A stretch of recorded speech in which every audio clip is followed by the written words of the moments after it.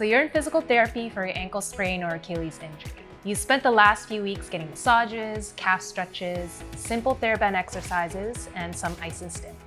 Let's take a moment to think about if these lower level exercises can actually get you back to your sport or goal physical activities. Now, there's definitely a time and a place for these rehab exercises, and early on, giving your tissues time to heal certainly has its value. However, we want to avoid giving people a false impression that they're preparing for return to sport activities and their goal physical activities, when clearly that's not the case, at least not yet. For the purpose of this video, we want you to think about the sport you wish to return to or the hardest thing you want to be able to do again. Our job as your physical therapists is to understand the demands of what you want to do so well that we can reverse engineer each goal activity to figure out a clear path back to them. If your goal is to return to running a 5K or even a marathon, we need to prepare you for the demands of running. Calf raises and squats are a good starting point, but can each leg tolerate and absorb forces 5 to 8 times your body weight as your foot hits the ground? Now, can it tolerate these landing forces for hundreds to thousands of steps consecutively?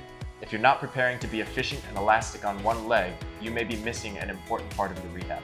If your goal is to return to sports and physical activities such as soccer and tennis, ankle TheraBand exercises and lateral band walks may be a decent starting point early, but they don't even come close to the demands of having to perform short explosive sprints and quick changes of direction which occur during the game. If your rehab doesn't expose and prepare you for movements such as short explosive sprints, backpedaling, cutting, and change of direction on a dime, then your rehab honestly just isn't done yet.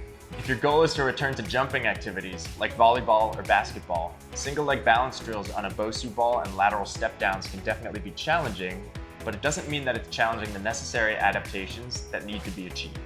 Being able to jump and land isn't just about being strong. Are you training the necessary qualities like tendon elasticity and foot and ankle stiffness to be able to tolerate the forces that your body needs to absorb?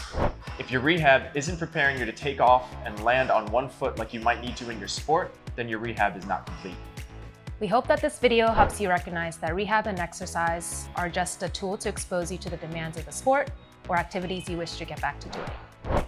If you feel stuck with your current foot or ankle rehab, reach out to a physical therapist that not only understands anatomy, biomechanics, and pain science, but also has a strong background in strength training and sports performance.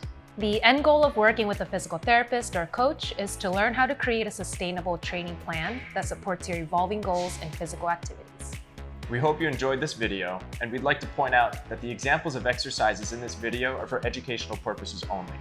If you're dealing with a foot and ankle injury, please consult with a physical therapist or medical provider first.